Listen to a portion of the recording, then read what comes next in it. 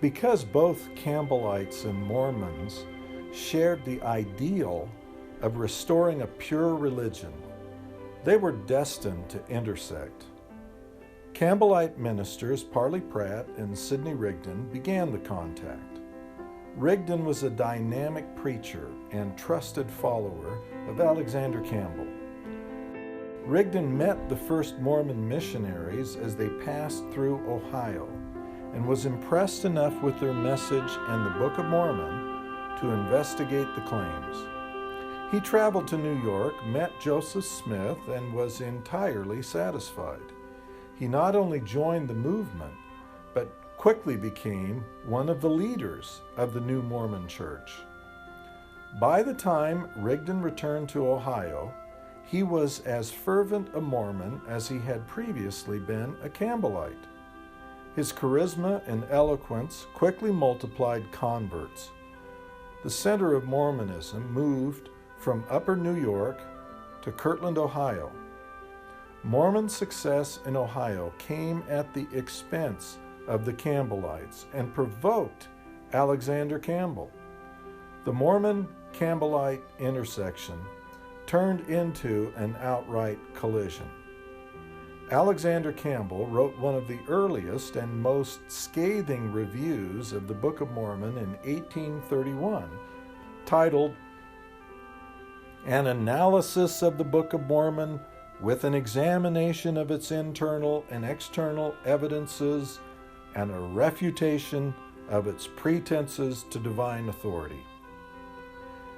Campbell's attack was written the year after the Book of Mormon was first printed.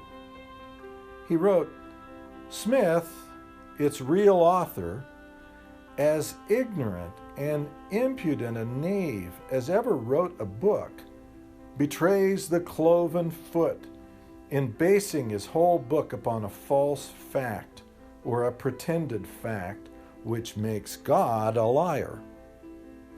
He claimed both Smith and his followers were deluded by false spirits.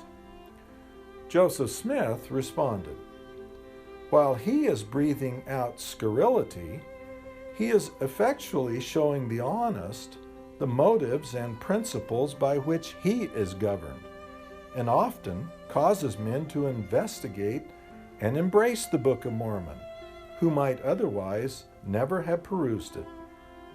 Smith continued, "I wish to inform him further that as he has for a length of time smitten me upon one cheek, and I've offered no resistance, I have turned the other also, to obey the commandment of our Savior, and am content to sit a while longer in silence and see the great work of God roll on, amid the opposition of this world, in the face of every scandal and falsehood which may be invented and put in circulation." Mormonism benefited from the attention Campbell brought it. It did roll on amid the opposition and grew throughout Joseph Smith's lifetime. Mormon converts came from Canada, the United Kingdom, and Europe during Smith's lifetime. Early Campbellite converts greatly influenced Joseph Smith. Rigdon's leadership changed Mormonism. When it began, Mormonism was modeled after the Book of Mormon. Rigdon changed the priority to recovering the New Testament church. Mormonism became preoccupied with organizational structure and administrative control.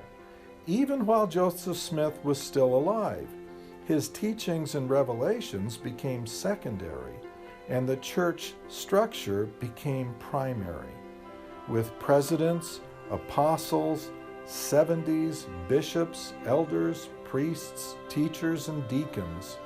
Mormons began to hold rank and position with titles and governing prerogatives that came to define the religion. Authority in Mormonism, like in Roman Catholicism, became so central that revelation and God's voice grew increasingly distant. A central hierarchy would doom Mormonism to the same destiny as Catholicism.